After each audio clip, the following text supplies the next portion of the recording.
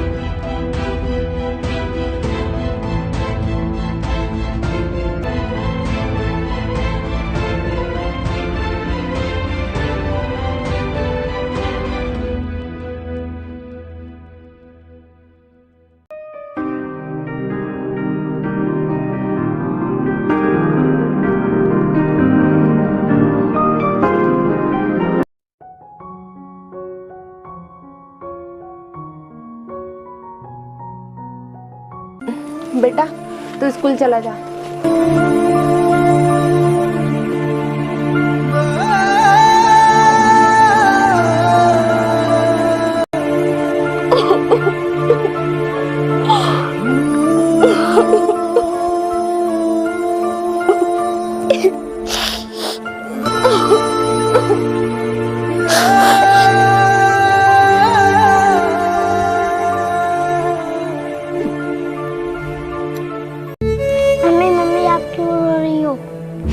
बेटा तेरे पापा ने जो कमाया था वो सब कुछ खत्म हो गया है और अब मैं ये सोच रही हूँ कि हमारा आगे खर्चा कैसे चलेगा। मम्मी हम चाचा के पास चलते हैं। आप भी तो बोलती थी गाँव में जमीन है। हाँ बेटा हमारी जमीन है, हमारे हिस्से की जमीन तेरे चाचा के पास है। तेरे चाचा से जाकर हिस्सा लेकर हम उसी से खर्चा चलाएंगे। चल ठीक है बेटा हम चलते हैं।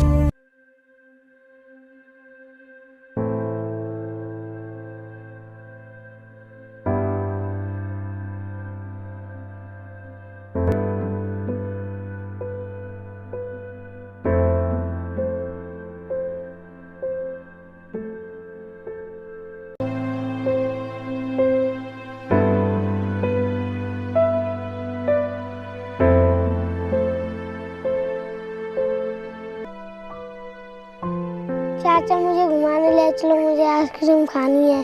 चल तेरे बाप के हमें दौलत दे गया है जो हम तुझ पे खर्च करें। तुम लोग तो शहर में रहते थे, अब गांव में क्यों आ गए? भैया आपको पता है इसके पापा को मरे हुए 3 महीने हो गए हैं। तो हम क्या करें? हमारे पास कमाने वाला तो कोई नहीं है और हम पैसों की तंगी के कारण तुम्हारे पास आए हैं। तो फिर इसमें हम क्या कर सकते हैं? भैया मैं आपके हाथ जोड़ती हूँ, मुझे उनके हिस्से की जमीन दे दीजिए, हम उसी से गुजारा कर लेंगे। पहले तो हमारे लाख मना करने पर भी आप इस घर को छोड़कर चली गई, अब किस मुंह से हिस्सा मांग रही हो? अब तुम कान खोल कर सुन लो, अब तुम्हारा यहाँ कोई हिस्सा नहीं है। नहीं भैया, ऐसा मत बोलिए। मैं इस बच्चे को लेकर कहाँ जाऊंगी? वो सब हम नहीं जानते, ये बात तो तुम्हें घर छोड़ने से पहले सोचनी चाहिए थी। ये सब हमने तुम्हारे लिए ही छोड़ा था, लेकिन हमेशा के लिए थोड़ी ना दिया था। चलो यहाँ से, यहाँ तुम्हारा कुछ नहीं है। तुम तो शहर गए थे बिजनेस करने।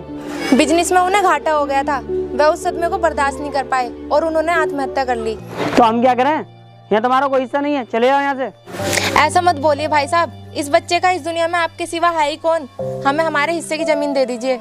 कहा ना तुमसे, तुम्हारा यहाँ कोई हिस्सा नहीं है, और निकल जाओ इस पिल्ले को लेके यहाँ से। क्यों इस पिल्ले को हमारे ऊपर जबरदस्ती बोझ बना रही हो? लेके चली जाओ यहाँ से। आपके भैया ने आपको बचपन से पाला और आपकी हर इच्छा पूरी करी, आज आप अपने भैया के बेटे को बोझ समझ रहे हो? जिस दिन हमारा भाई खत्म हो गया, उसी दिन हमारा तुम्हारा रिश्ता खत्म हो गया। अब जाती हुई धक्का मार के बाहर निकालो।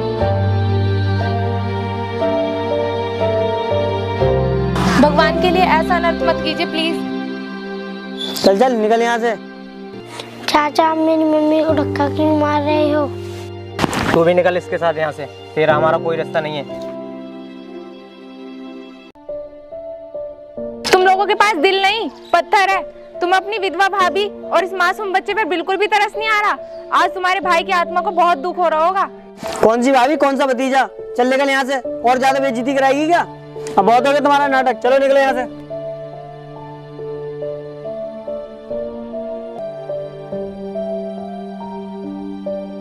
तो निकल जाओ यहाँ से, आज के बाद इस घर में दोबारा कदम मत रख देना।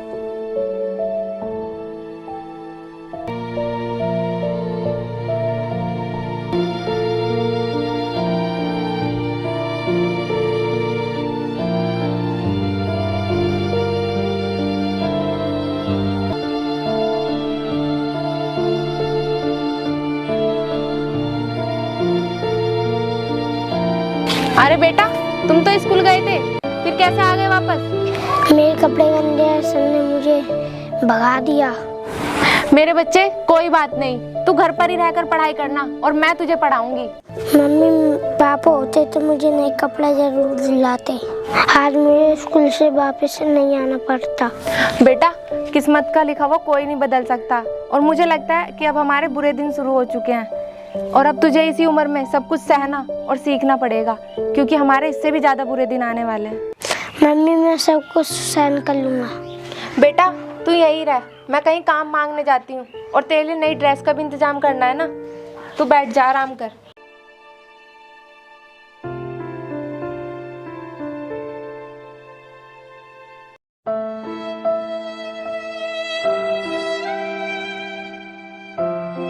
अरे ये फिर आई मनूस औरत सामने। मैं तो काम की तलाश में जा रही थी, मुझे नहीं पता था तुम दोनों रास्ते में मिल जाओगे। और कौन सा काम करेगी तुम, और जिसको काम करना बाकी रह गया? भाई नीरज, वैसा ये काम भी बुरा नहीं है। जबान संभाल कर बात करो, मैं तुम्हारी भाभी हूँ और तुम्हारे भाई की पत्नी। जरा भी शर्म नहीं है तुम्हारे अंदर? तो क्या हम गलत कह रहे हैं? यही काम कर लो, इसमें इनकम भी अच्छी हो जाएगी। अच्छा हुआ तुम्हारे भैया इस दुनिया में नहीं है, नहीं तो उन्हें ये सब सुनकर बहुत दुख होता। वो मर गए तो हम पे कोई फर्क नहीं पड़ता, चाहे तू मर चाहे तेरे पिल्ला। किसी का इतना दिल दुखाना भी अच्छा नहीं होता, कभी कभी ना भगवान को भी अच्छा नहीं लगता। वो कहते हैं मत दुखा कभी किसी गरीब का दिल, वह भी रो देगा। अगर लगा ना ऊपर वाले को बुरा तो जड़ से खो देगा। छा जाता है घर में मातम, हर चीज सिमट जाती है, और तुम लोग चीज ही क्या हो, ऊपर वाले की मार से तो अच्छी अच्छी हस्ती मिट जाती है।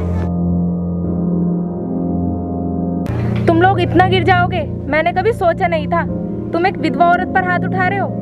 अगर तू हमारे सामने से ना गई ना तो तुझे यहीं जान से मार देंगे। चलिए हमारी आंखों के सामने से, चल।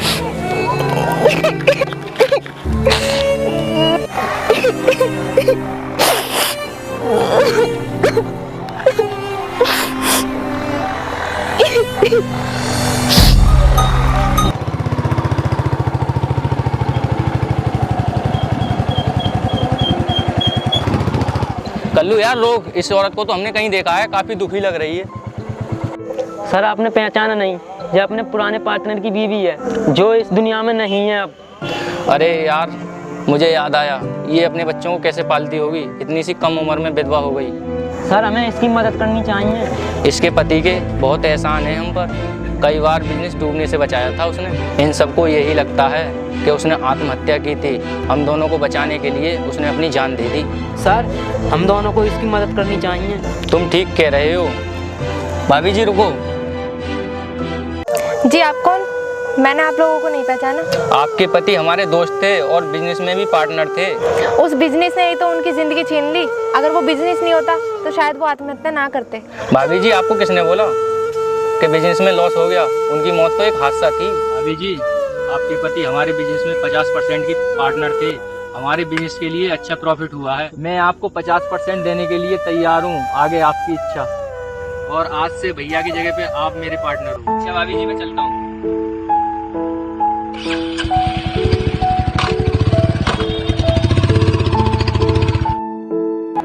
तेरी वजह से रोड पर आ गए। सही कह रहा भाई नीरज, ये उस विधवा का श्राप, हमने उसकी इसकी बेइज्जती की। अब तो जमीन जायदाद भी सब बिक गई, क्या खाएंगे? सही कह रहा भाई, चलो कहीं काम देखते हैं। कहाँ देखेंगे काम? कहीं भी देख लेंगे, क्या है इससे। चलो भाई शहर चल के देखते हैं, फिर कुछ काम मिल जाए तो।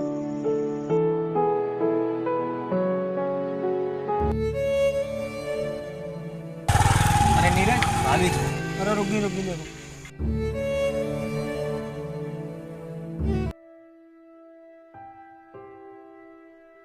अरे भाभी जी, आप इस पोजीशन पर, और ये कौन है? ये मेरे बिजनेस पार्टनर है। बिजनेस? कौन सा बिजनेस? आप बिजनेसमैन बनी कैसे? सुनो, अच्छा हुआ तुमने मेरे और मेरे बच्चे के साथ ये सब किया था। और तुम ये सब नहीं करते तो शायद मैं इस लेवल तक नहीं पहुंचती। और रही बिजनेस की बात, तो सुनो,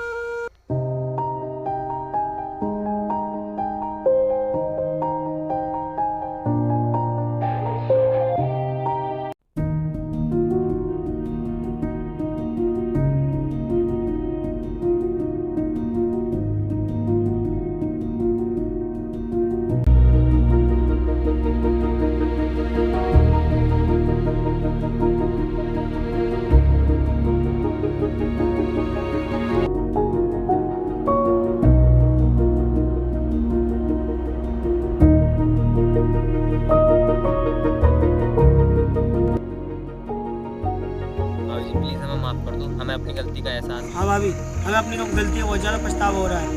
और हो सके तो हमें अपनी कंपनी में कोई काम दीजिए। क्यों? पता लगा ना तुम लोगों को कि कैसी होती है गरीबी। एहसास हुआ कि मैं और मेरा बच्चा किस तरह से रह रहे थे। और मैं तुम लोगों की तरह नहीं हूँ। आज आना कल कंपनी। चलो सर।